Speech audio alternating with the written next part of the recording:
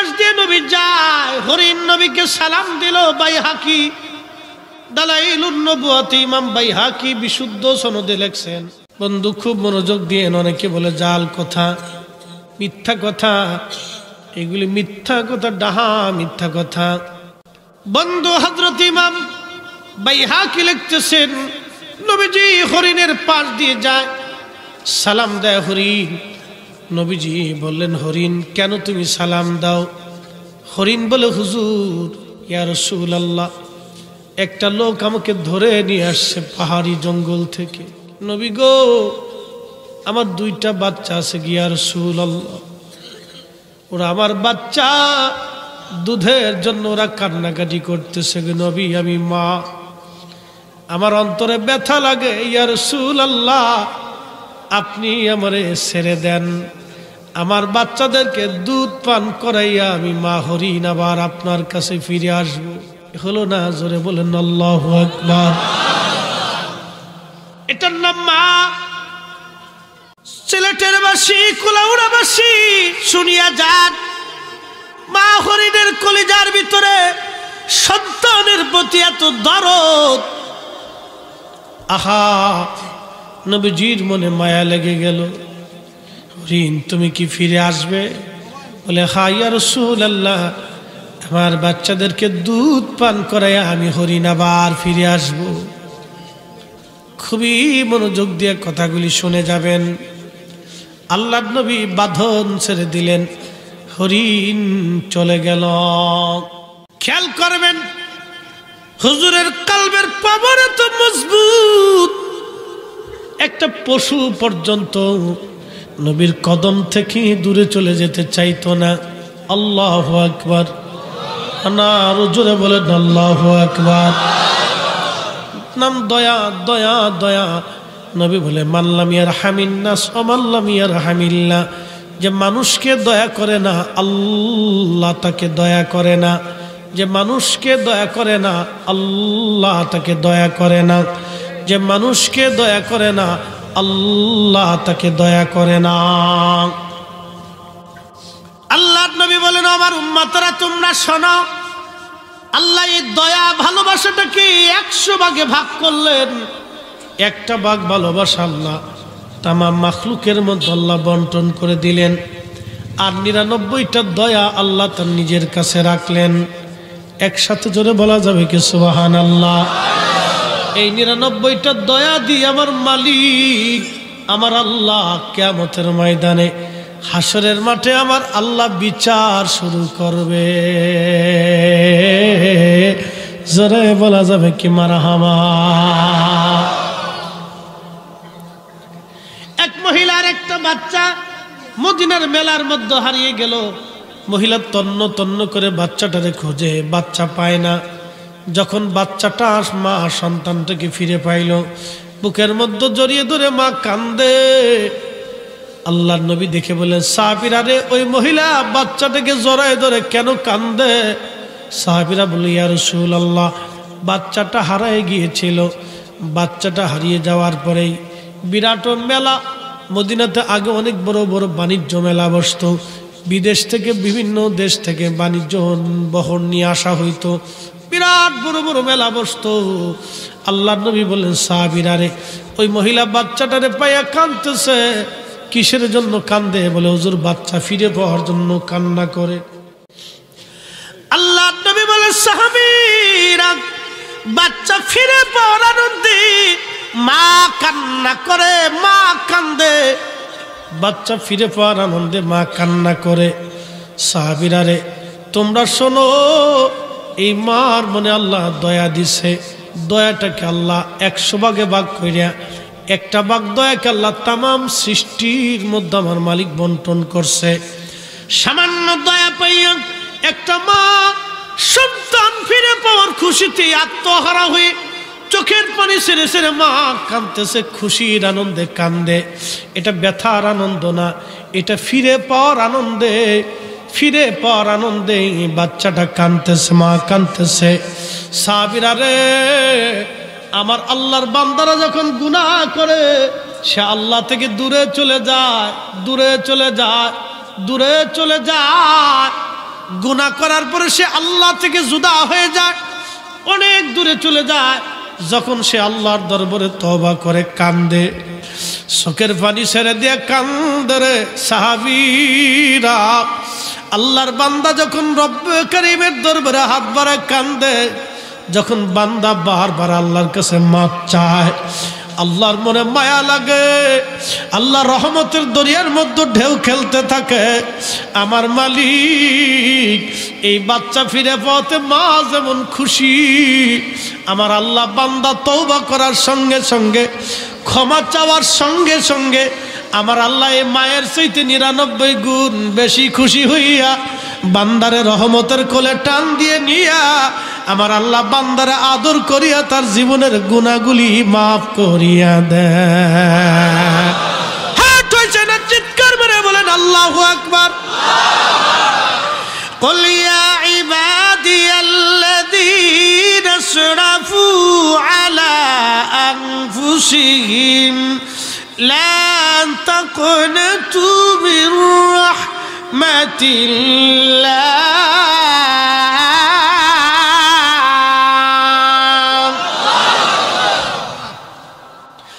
আল্লাহ ডাক দিয়ে বলে, কুল হুজুর আপনি বলে দেন, ইয়া ইবাদি আল্লাযিনা আসরাফু আলা আনফুসিহিম। বান্দারে তুমি তোমার নফসের সাথে যতই জুলুম করো, কবিরা যতই গুনাহ করো, সগীরা গুনাহ করো, অপরাধ করে ফেলছো, অন্যায় করে ফেলছো, বান্দা যা যা শুনে রাখলা তাকনাতু মির রাহমাতিল্লাহ, আমার রহমত থেকে তুমি নিরাশ হইও না, নিরাশ হইও না, নিরাশ হইও না। ইন্নাল্লাহ ইয়াগফিরুয যুনুবা জামিআ, নিশ্চয় আমি আল্লাহ তোমার জীবনের সব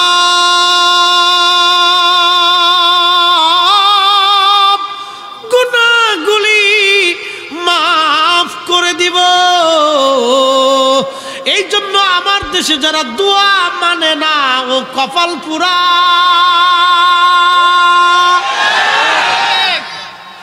কপাল কপাল কপাল বদনসিব, বদনসিব দোয়া মানে না, বদনসিব বদনসিব।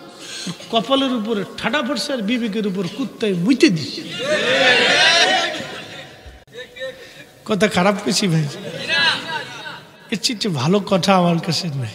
আল্লাহ কত সহজ করে দিছে, ইয়া রব ইয়া আল্লাহ ইয়া রহমান। আল্লাহর এই কথাগুলি শুনলে শরীরের ভিতরে আল্লাহ রহমতের জোশ লেগে যায় যে আল্লাহ তুমি ক্ষমা করে দিবা। এর চেয়ে বড় পাওয়া বান্দার জন্য কি হতে পারে? কথা ঠিক কিনা? ক্ষমার কত আশা আমাদের। আল্লাহ আর বলদ ক্ষমা চাওয়ার বিরুদ্ধে লেগছে, খালি বেদাত ও সুখের উপরে ঠাডা পড়ছে। বেদাত বেদাত কইয়ে সর্বনাশ করে দিছে উম্মতকে। বেদাত বেদাত বইলে উম্মতকে সর্বনাশ করে ফেলছে, একবারে ধ্বংসের দিকে নিয়ে গেছে। আয় আল্লাহ, আল্লাহু আকবার। বন্ধু খুব মনোযোগ দেন, সহিহ বুখারীর কিতাবুল আম্বিয়া। কষ্ট হইতেছে নি আপনাদের? বেশি রাত্র হয়েছি না তো, কেবল না 1 ঘন্টা চলে, আরো 2-4 ঘন্টা না হলে কি হয় নাকি? আস্তা রাত ফজর পর্যন্ত ইনশাল্লাহ আসেননি? আচ্ছা বালা, কারা কারা থাকবেন না আতসা করেন।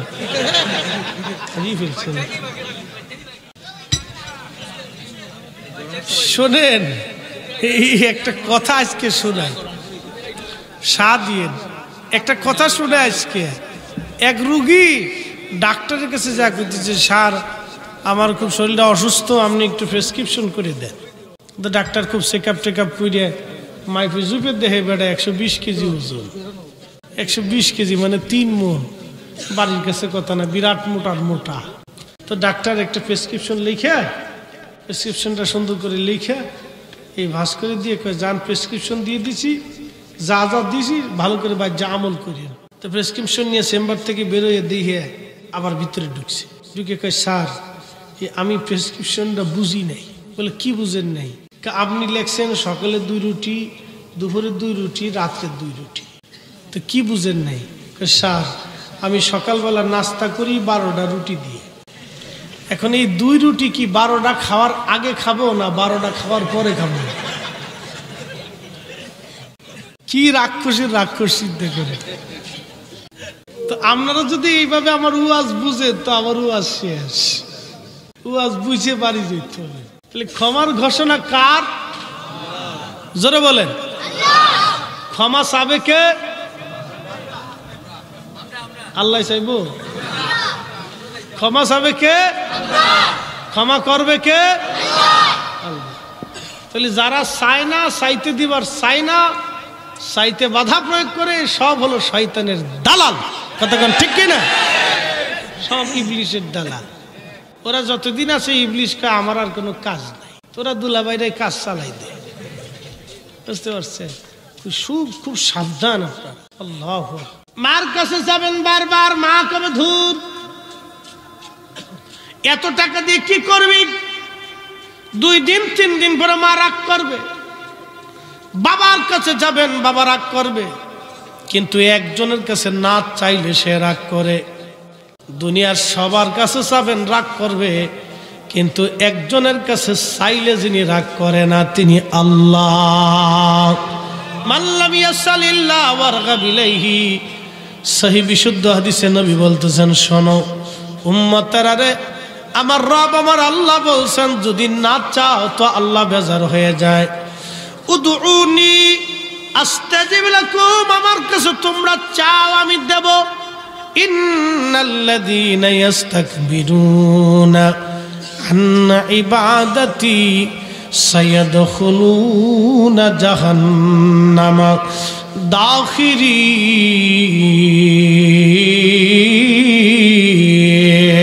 দাখিরিন। আল্লাহ বলেন যদি আমার কাছে না চাও, যদি ইবাদত থেকে আদ-দুআউ ওয়াল ইবাদা, এই দোয়া নামক ইবাদত থেকে যদি নিজেরে গুটায় নাও, আমার মালিক আমার আল্লাহ বলতেছেন, দুনিয়ার মানুষ তোমরা শুনে নাও, আমি আল্লাহ তোমাদেরকে অচিরেই অপমান আর অপদস্থ করে তোমাদেরকে আমি মালিক জাহান্নামের আগুনের মধ্যে পুরাইব, অপদস্থ করে জাহান্নামের ভিতরে আমি আল্লাহ দিয়ে দিব।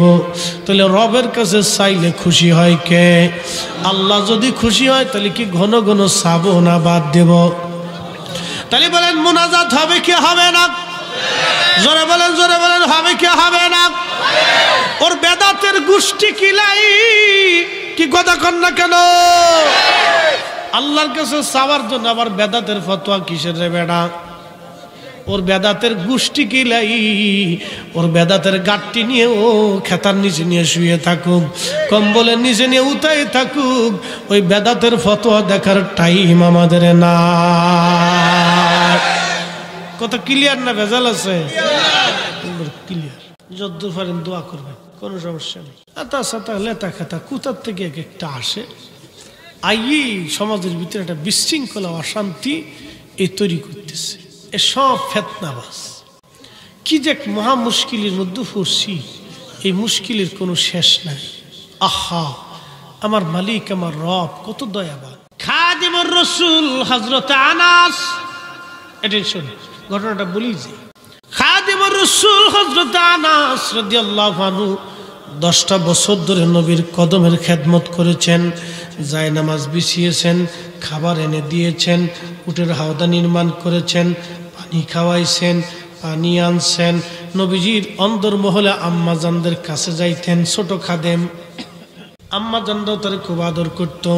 আল্লাহর নবীর খেদমতে দিন রাত 24 ঘন্টা থাকতেন। ছোট খাদেম, 10 বছর বয়স থেকে খেদমত শুরু হইল, 20 বছর পর্যন্ত খাদেমগিরি হলো। আল্লাহু আকবার। এরকম নসিব আর কারো জীবনে কোনোদিন হবে না। হযরত আনাস বললেন, দুনিয়ার মানুষ তোমরা শোনো, আমার নবীর চরিত্র এত সুমহান, 10টা বছর নবীর কদমে আমি খেদমত করেছি, আমার নবী কোনোদিন আমার প্রয়োজনে অপ্রয়োজনে একটা ধমকও কোনোদিন নবী দেন নাই। কে নবীর নবী, কে উন্নত কলবলা নবী। ওয়া ইন্নাকা লাআলা খুলুকিন আযীম, মহান চরিত্র ওয়ালা নবী। আল্লাহর কোরআন বলতেছে, মাইয়ুতি'আর রাসূল ফাকাদ আতা আল্লাহ, আমার একবারে নবীর ইত্তেবা হয়ে গেলেই আমি আল্লাহর ইত্তেবা হয়ে যাবে। যার চরিত্র জীবনে কোনো ত্রুটি খাতা বিচ্যুতি আইব কিচ্ছু ছিল না, আমরা সেই নবীর উম্মত মসজিদে জুতা চুরি করি। আর কি খয়রাতির চোর, এ চোর হলো খয়রাতি চোর, মসজিদে জুতা চুরি। আমার ঢাকার মসজিদে হাউজিং তো অনেক মুসল্লি, 4-5 হাজার মুসল্লি, প্রত্যেক জুমাতে 1-2 জোড়া চুরি হয়। কি যে একটা জ্বালা। মতুল্লি সাবকা হুজুর একটু ওয়াজ টোয়াজ করে এই জুতা চোরে জ্বালায় তো অস্থির। তো ওরা ওইখান থেকে চুরি করে নিয়ে ওই যে গুলিস্তান আছে পাশে, বেশি দূরে না, ওই যাইয়া পুরান মার্কেটে চোরাই মার্কেটে বেচে দেয়। ওরা আবার করে কি জুতাগুলি নিয়ে সুন্দর করে পালিশ পলিশ সিটিং ফাটিং দিয়ে আবার জাহার ভিতরে উড়াই দেয়। আইন আইন লইয়া যান, লইয়া যান, 300 টাকা লইয়া যান, 150 টাকা লইয়া যান, বাচ্চা লন খুঁজে লন। হ্যাঁ, এবার কই আর বেচা লাগে। কি আজব দেশ আপনারা, কি আজব দেশ আমাদের, চিন্তা করতে পারছেন? জুতার চুরাই মার্কেট আছে, কি আজব দেশে বাস করি চিন্তা করে। সোনার বাংলা। বঙ্গবন্ধু এই জন্য কষ্ট করে কইছিল, কম্বল আমি 7 কোটি আনলাম, আমারটাই পাইলাম না। হ্যাঁ, উনি তো খুব সরল মানুষ ছিলেন এবং খুব উন্নত মনের লোক ছিলেন। আমার ফরিদপুর তো খুব সাহসী লোক ছিলেন এবং খুব ওনার প্রশংসা করতে হয়। বান্দা মরে গেছে, মানুষের যারা মৃত মানুষ তাদের কখনো দোষ ত্রুটি তালাশ করতে হয়, তাদের গুণ বললে আল্লাহ তাদেরকে ক্ষমা করে। আমি দল বেদল বুঝি না, আমি ওনার দেশের সন্তান, এই জন্য বলি আর কি। আমার কাছে কোনো দল বেদল নাই। আপনারা কি কি দল করেন সেটা আমি জানি না। ওনরা যারা না, যার যার দল সে করেন, আমি এক দল করি, এটা হলো সুবিধাবাদ জিন্দাবাদ। আমি হলো সুবিধাবাদ পার্টি আর কি। কোনো দল সল করি না, আল্লাহ বিল্লাহ করি, খাই দেয়, ঘুমাই থাই, না হলে শাক পাতা দিয়ে কচু শাক খেয়ে থেকে থাকবো, তবু ওই ভেজল জঞ্জালের ভিতরে আমি নেই। তো খুব মনোযোগ দেন। তো ওনার বাড়িতে আগের মানুষ তো খুব সহজ সরল ছিল এবং খুব ভালো উন্নত মনের ছিল।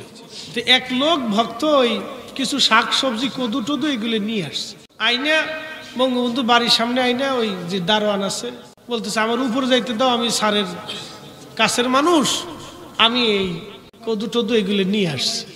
কতটুকুন ঘটনা সত্য আমি জানি না, আমি শুনছি, হইলেও খারাপ না, না হলেও কি সেটাও আমি জানি না, তারপরে বলতেছি ঘটনা এরকম একটা শুনছি। তো ওনার এই ইয়াতে নিয়ে গেছে বাসা। তো কেয়ারটেকার যে দারোয়ান সে আর উপরে উঠতে দেয় না, না সার্ভিস সাম করতেছে, তোমার উপরে যাওয়া লাগবে না, কি কবা ক। তো বলতেছে, দেখেন আমি গরিব মানুষ, গ্রাম থেকে আসছি, আমি ওনার আমার খুব ফেভারিট মানুষ, আমি খুব পছন্দ করি, আমি খুব ভক্ত। তা আমি কিছু শাকসবজি তাজা তাজা জিনিস গ্রাম থেকে নিয়ে এসেছি, স্যারের দেন গার আমার কথা কোন গের। তো গ্যারটুকু পরে নিয়ে যায়, স্যার এই যে গ্রাম থেকে এক লোক আইসে শাকসবজিটা নিয়ে, তো যত গ্রামের মানুষ না, আমার কাছে যদি আমার দেশের মানুষ আসুক, যে সে যেমনে সে আসুক, ঢাকাতে আসলে আমি তার বাসায় নেবো, খামো টামো, কি ব্যাপার গ্রাম থেকে আসছেন, কি আসাই বিষয়। তো যাও, তো বঙ্গবন্ধু বলছে, আরে গ্রাম থেকে আসছে গরিব মানুষ, তো 10টা টাকা দিচ্ছে, যা এই 10টা টাকা ওনার দিস। তখনকার দিনে 10টা কিন্তু কম না, অনেক টাকা, 72-এর পিরিয়ড না, তো অনেক টাকা।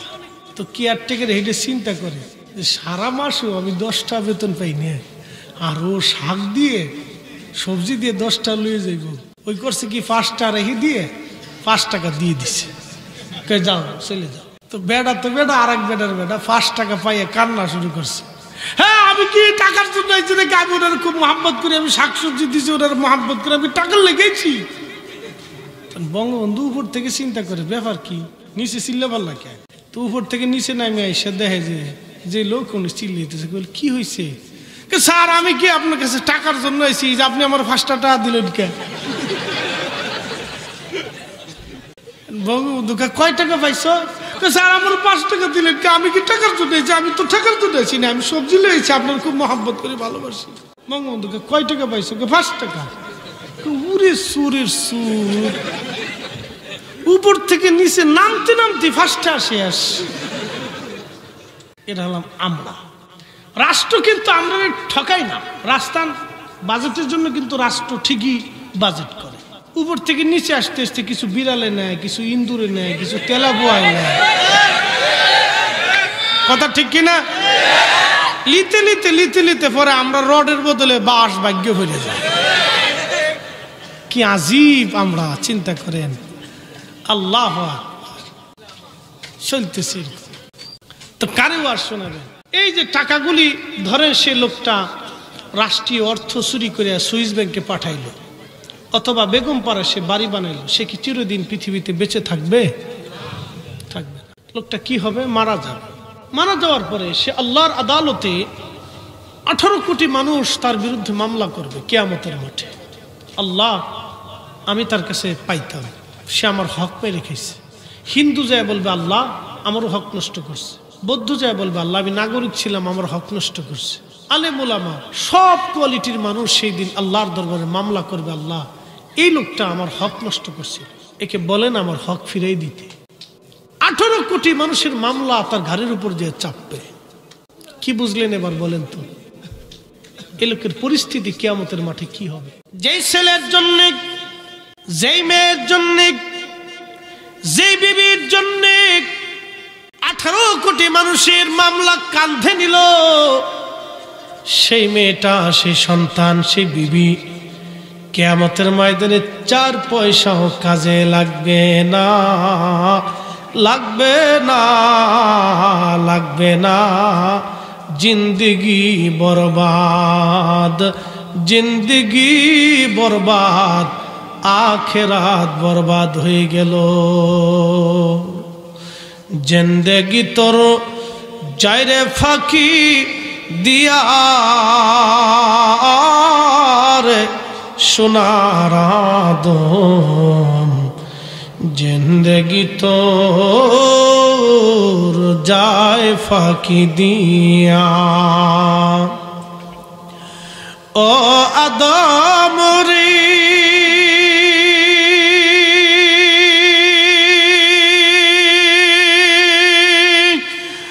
পাক ধরিয়া গেছে দাড়ি, দন্ত বাসে গোটা চারি, সমন জারি গিয়াছে করিয়ার সোনার আদম, জিন্দগি তোর যায় ফাঁকি দিয়া। 18 কোটি মানুষ মামলা দিবে সেই দিন, ফেরেশতারা দৌড়ে আসবে, রব এ বান্দার পাওনাদারের কোনো শেষ নাই। আল্লাহ কোটি কোটি মানুষ তার পাওনাদার। আল্লাহ বলবেন ফেরেশতারা রে, তার জীবনের যত নেক আমল আছে এই নেক আমল থেকে পাওনাদারদের পাওনা মিটাইয়ে দাও। পাওনা মিটাইতে মিটাইতে দেখা যাবে তার আমল নামায় কোনো নেকি নাই। ফেরেশতারা দৌড়ায় যাবে, মালিক তার আমল নামার মধ্যে কোনো নেকি নাই গো আল্লাহ, এখন কি করব? আল্লাহ ডাক দেয়া বলবে, বান্দা ফেরেশতারা রে, পাওনাদারদের গুনাহগুলি এ বান্দার আমল নামায় চাপায়া দাও। পাওনাদারদের গুনাহগুলি বান্দার আমল নামায় চাপায়া দাও। সেই দিন পাওনাদারদের গুনাহগুলি বান্দার আমল নামায় চাপায় দেওয়া হবে। নবীজি বললেন, সাহাবীরা রে, তোমরা জানো হাসরের মাঠে এই লোকটা সবচাইতে বেশি গরিব, যে ভুরি ভুরি আমল নিল কিন্তু জান্নাতে যাইতে পারল না। আমল নামা শূন্য হইয়া গুনার ভারিত্ব নিয়ে সে কবরে চলে গেল, সে ধ্বংস হয়ে গেল। তোমরা কি জানো কিয়ামতের ময়দানে ধনী কোন ব্যক্তি? আল্লাহর নবী ডাক দেয়া বললেন এই কথা। সাহাবীরা বলেন, আল্লাহু ওয়া রাসূলুহু আলাম, আল্লাহ এবং তার নবী ভালো জানে। আল্লাহর নবী বললেন কিয়ামতের ময়দানে ওই লোকটাই ধনী হবে। সে আমল নিয়ে কবরে যাওয়ার পরে সে কবর থেকে উঠে হাসরের মাঠে দাঁড়ায় দেখবে বহুত পরিমাণ নেকি তার আমল নামে জমা। আল্লাহর বান্দা আশ্চর্য হয়ে বলবে, রব এত আমল তো আমি করি নাই, আল্লাহ এত আমল কোথা থেকে আল্লাহ আসলো? আল্লাহ ডাক দেবে, বান্দা তুমি আমল করেন যা নিয়ে আসছো, কিন্তু তোমার আত্মীয় স্বজন, তোমার প্রিয়জন, শুভাকাঙ্ক্ষীরা তোমার জন্য দোয়া করছিল। এই দোয়ার ফসলগুলি আমি বহুগুণে বাড়াইয়া আজকে অহুত পরিমাণে বাড়াই দিয়েছি। এটার নাম ইসালে সওয়াব, ইসালে সওয়াব, ইসালে সওয়াব। জিন্দাদের পক্ষ থেকে মৃত মানুষের কবরে সওয়াব পাঠানো, জিন্দাদের পক্ষ থেকে মৃত মানুষের কবরে সওয়াব পাঠানো, এটার নাম ইসালে সওয়াব। ইসালে সওয়াব কোরআন খতমের নেকি, নফল নামাজের নেকি, সাদকার নেকি, নফল হজের নেকি, দুয়ার নেকি, দুরুদের নেকি, এই ভালো আমলের নেকি, মাহফিলের নেকি, এই সমস্ত নেকিগুলি তোমার আপনজনেরা তোমার কবরে পাঠাইছিল। আমি মালিক বহুত পরিমাণে বাড়াইয়া তোমারে আজকে আমি আল্লাহ দান করে দিলাম। যাও বান্দা, তুমি জান্নাতে চলিয়া যাও। একবার জোরে জোরে বলা যাবে কি আল্লাহু আকবার, লা ইলাহা ইল্লাল্লাহ, জোরে লা ইলাহা ইল্লাল্লাহ, লা ইলাহা حسبي ربي جل الله ما في قلبي غير نور محمد بولي نور محمد قولي لا إله إلا الله لا إله جوري لا إله লা ইলাহা, জিকির করে আল্লাহ আল্লাহ আল্লাহ আল্লাহ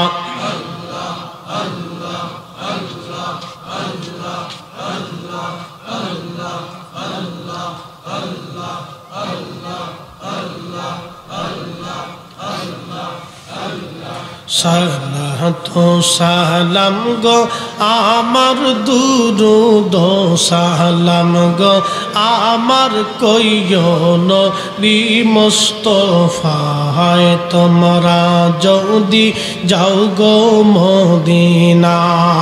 আল্লাহ আল্লাহ আল্লাহ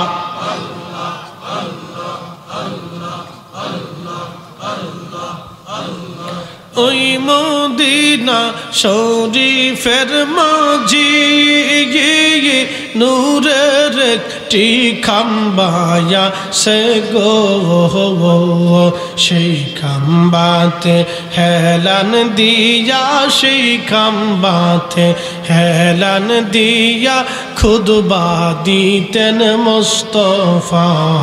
তোমরা যদি যাও গো মদিনা।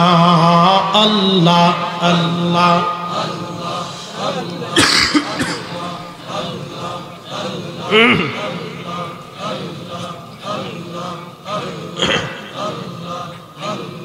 সালাত সালাম গোয়া মার দুরূদ সালাম গো আমার কইও নবী মুস্তাফায়, তোমরা যদি যাও গো মদিনা।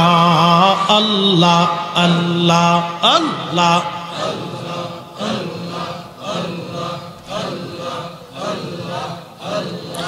ওই মদিনা শরীফের মাঝি নূরের একটি রওজা সে গো, সেই রওজাতে ঘুমিয়ে আসেন, সেই রওজাতে ঘুমিয়ে আসেন দিনের নবী মুস্তাফায়। তোমরা যদি যাও গো মদিনা। আল্লাহ আল্লাহ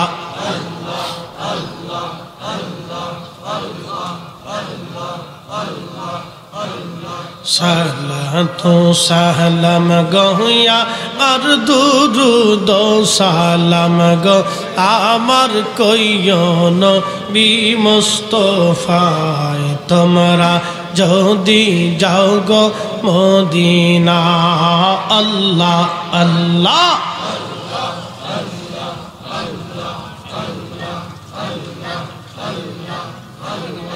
হাজিদের যাত্রা কাজালি পথের দ্বারে বৈশা থাকি গো হাজিদের যাত্রা কালী পথের দ্বারে বৈশা থাকিও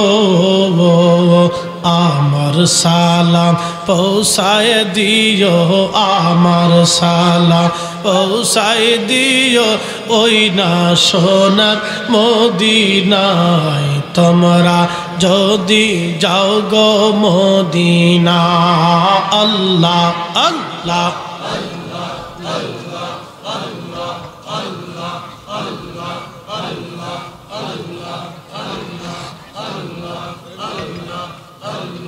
সালাত সালাম গো আমার দুরুদ সালাম গো আমার কইও নবী মুস্তাফায় তোমরা যদি যাও গো মদিনা আল্লাহ আল্লাহ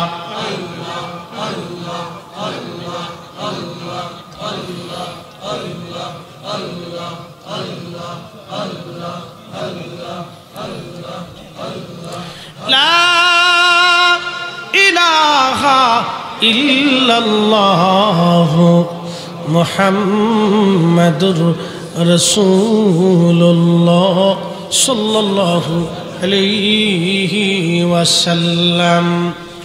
ক্ষমার ওয়াজ করতেছিলাম, শেষ সহিহ বুখারীর কিতাবুল মাগাজির একটা ঘটনা বলতে চেয়েছিলাম। বাবা ক্ষমা ক্ষমা ক্ষমা, অবশ্যই আল্লাহ ক্ষমা করবে।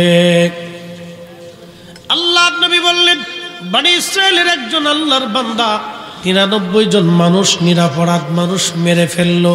আহা, তাদের অন্তর কত শক্ত ছিল। একটা কথা মনে করবেন, যারা মানুষ খুন করে আল্লাহ তাদের চোখ থেকে ঘুম কেড়ে নেয়। যারা মানুষ মারে আল্লাহ তাদের চোখ থেকে ঘুম কেড়ে নিয়ে যায়, তারা ঘুমাইতে পারে না। এই জন্য দেখবেন তারা নেশা করে। কি কথা কন না কেন? তারা নেশা করে। ভাইজান খুব মনোযোগ দেন। বর্তমানে পৃথিবীতে মানুষ আছে কয়শো কোটি? ৮০০ কোটি। এই ৮০০ কোটি মানুষের জন্য নিরাপত্তার জন্য সৈন্য আছে কত? বাংলাদেশের মতো একটা ছোট্ট দেশ, রিজার্ভ টিজার্ভ দিয়ে মনে করেন ৫ থেকে ৭ লক্ষ হবে। পুলিশ টুলিশ দিয়ে আরে হবে, এটা বিভিন্ন গোয়েন্দা বাহিনী টাইনি সব ১০ লক্ষ হবে। এরপরে আপনি ভারতে যদি যান, এরকম সব কিছু মিলিয়ে পুলিশ টুলিশ দিয়ে গোয়েন্দা টোয়েন্দা দিয়ে মিনিমাম হলো আপনার ৫০ লক্ষ হবে। আপনি চীনে যদি যান তাহলেও ৫০ লক্ষের কম না। আমেরিকায় যদি যান তাহলেই প্রায় কাছাকাছি সেম সেম। আপনি ইউরোপে যদি যান তাহলে প্রত্যেক দেশের লক্ষ লক্ষ আছে। সারা পৃথিবী যদি আপনি ঘুরে বেড়ান, সব পৃথিবীর সব সেনাবাহিনী পুলিশ গোয়েন্দা টোয়েন্দা দিয়া, নিরাপত্তা কর্মী আনসার ডিবি দিয়া এবং রিজার্ভ টিজার্ভ দিয়া যা আছে সব মিলে যদি দেখেন ৮০০ কোটি মানুষের ভিতরে অন্তত কয়েক কোটি শুধু নিরাপত্তার সদস্য, অন্তত ১০ থেকে ২০ কোটি হবে। ১০ থেকে ২০ কোটি নিরাপত্তা সদস্য। এরপরে জেল জরিমানা আদালত কত কিছু আছে। কিন্তু সারা পৃথিবীতে এত কুত্তা আছে, পুলিশ নাই। ঠিক আসতে বললেন কে? জোরে বলেন। এত কুত্তা, পুলিশ নাই। কুত্তার লিডার আছে। আপনাদের গ্রামের নাম কি? হ্যাঁ, মনসুরবাদ। মনসুরবাদ হয়ে গেছে, বাদে মনসুর লিখছে কি? এই নাম কে? কিন্তু কি যে একটা যন্ত্রণার ভিতরে পড়ছি, এরা যে কিতা নাম লেখছে সারাটা দুনিয়া। এক এক গ্রামে এক এক কোয়ালিটির নাম। আমরা এলাকায় একটা গ্রামের নাম আছে ১০,০০০, আর একটা গ্রামের নাম আছে গোরাদা। এই গোরাদার থেকে একজনের বউ ফলাই চলে গেছে ১০,০০০। এতে থানায় মামলা দিতে চাইলে কয় স্যার লেখেন গোরাদা থেকে বউ ফলাইছে ১০,০০০। চিন্তা করতে পারছেন? পুলিশ চাই দারোগা সবকে বুঝা কোস না, না বুঝা কোস। স্যার বউ তো আমারটাই গেছে, আপনারটা তোর গেছে না। লেখেন গোরাদা থেকে বউ ফলাইছে ১০,০০০। কি একটা জ্বালা। দারোগাকে বুঝে কইস না বুঝে কইস, বুঝেই তো কইতেছি। কই 1 গ্রাম থেকে 10,000 বউ চলে গেল, কেউ দেখে নাই। স্যার গ্রামের নাম 10,000, তো ঘাতক কবি গ্রামের নাম 10,000। বাদে মনসুর বাদ হয়ে গেছে। আচ্ছা যাক, আগের যুগের মানুষের কাম কাজ এগুলা বিরাট বেজাল্লে কাজ। দেখবেন রাস্তায় এরকম এরকম এরকম এরকম এরকম খুব বেজাল্লে লোক ছিল। রাস্তায় এরকম বেশি এরকম এরকম, তো বুঝবেন এলাকায় ভেজাল আছে। কারণ কি? রাস্তা সোজাসুজি দিছে না, আমার জমি হিন্দে লইতে হইব। আর কি করবো? তাই দেন হিন্দি দেন, এখান তো অদ্দূর দেখ উনি আমার হিন্দে লইতে দেন। তার মানে এলাকার ওই আগে যারা ছিল খুব নেটামাজ ভেজাল্লে লোক ছিল। এরকম এরকম কি যে একটা মহা মুশকিল, মুশকিলের কোনো শেষ নেই। তো খুব মনোযোগ দিন। এত কুত্তা কিন্তু পুলিশ নাই। বাদে মনসুরের উত্তর পাড়ার কুত্তার ও দক্ষিণ পাড়ার কুত্তার গ্রুপ আছে। একে এই পাশে এক গ্রুপের এখানে লিডার আছে, এই পাশে এক গ্রুপের লিডার আছে। দেখবেন মারামারি হয়, 2 গ্রুপের বিরাট বড় যুদ্ধ হয়। লাঠালাঠি, গুতাগুতি, ফালাফালি, লাফালাফি, কামড়া কামড়ি, কিন্তু রক্ত বেরোয় না। কি কথা কন না কেন? অন্তত সপ্তাহে 2-4 বার তো হয় বিরাট যুদ্ধ। এই গ্রুপ ওই এলাকায় ঢুকতে দেয় না, ওই এলাকার গ্রুপ এলাকার ভিতরে ঢুকতে দেয় না। দেখবেন বিরাট যুদ্ধ আর ধমকা ধমকি, হট হট হট, আসবি না, হাই হাই হাই হাই, চিল্লা পাল্লা কইরে কামড় দিতে যায়, কিন্তু কামড় দেয় না, মুখ দিয়ে ধাক্কা দেয়। আল্লাহু আকবার। দেখছেন আল্লাহর কি সৃষ্টি, ওদেরকে আল্লাহ সীমানা দিয়ে রাখছে। আর আমরা মানুষ মারামারি লাগলেই খুন হয়ে যায়। কি কথা কন না কে? তার মানে কুত্তার চাইতে আমরা নিকৃষ্ট হইছি। জীবনে দেখছেন গরু গরু মারামারি করে মার্ডার করছে? দেখেন ওই তো না, মানুষ মানুষ মারামারি করে মার্ডার করে। কোরআন বলতেছে, মান কতালা নাফসান বিগাইরি নাফসিন আও ফাসাদিন ফিল আরদি ফাকান্নামা কতালান নাস জামিআ। এ মানুষ জাতি, এক মানুষ আর এক মানুষকে তোমরা নিরাপরাধ মানুষকে যদি মারো, হিন্দু না বৌদ্ধ, খ্রিস্টান না নাসারা, কোরআন এটা বলে নাই তুমি যে কোনো মানুষকে যদি মানুষের নিরাপরাধ, যে কোনো নিরাপরাধ তুমি মানুষ যদি হত্যা করো, কোরআন বলে তামাম দুনিয়ার মানুষ মেরে ফেললে যে অপরাধ, একজন নিরাপরাধ মানুষ মেরে ফেললে সেই অপরাধ। বনি ইসরায়েলের ওই লোকটা 99 জন মানুষ মেরে ফেললো। মানুষ মারার পরে তার অন্তরের মধ্যে তওবা আসছে, হায় হায় আমি 99 জন মানুষ মেরে ফেললাম, আমার উপায় কি হবে, আমি এত বড় ভুল করছি। দৌড়ায় দেখে এক পাদ্রী রাস্তা দিয়ে হাইটে যায়। পাদ্রীর ডাক দেখে, হুজুর একটু দাঁড়ান। বলে কি হয়েছে বলেন? আমি 99 জন মানুষ মারছি, এরকম নিরাপরাধী, এরকম এরকম করে হত্যা করে জঘন্যভাবে। আল্লাহ কি আমার মাফ করবে নি? আমার মাফের নেশা লাগছে, আমি মাফ চাই, তওবা করতে চাই। পাদ্রী ভুল ফতোয়া দিয়ে বলল, আল্লাহর বান্দা তুই 99 জন মানুষ মেরে খুন কইরা মাফ চাইতে চাও, তোরে আল্লাহ মাফ করবে না। তখন এই খুনি ডাক দেখে, হুজুর যেহেতু আল্লাহ আমারে মাফ করবেই না, তাহলে আজকে তোরেও খাইছি। দর্শে খুব যাইতে, আজকে তোরে খাইছি, মাফ যেহেতু করবি না, তুই ফতোয়া দিছস, তাহলে আজকে তোরে সাইজ করি সারবো দাঁড়া। আমরা দেশে একদল আছে খালি ফতোয়া বাড়ে, খালি ফতোয়া বাড়ে। কি কথা কর না কেন? খালি ফতোয়া বাড়ে।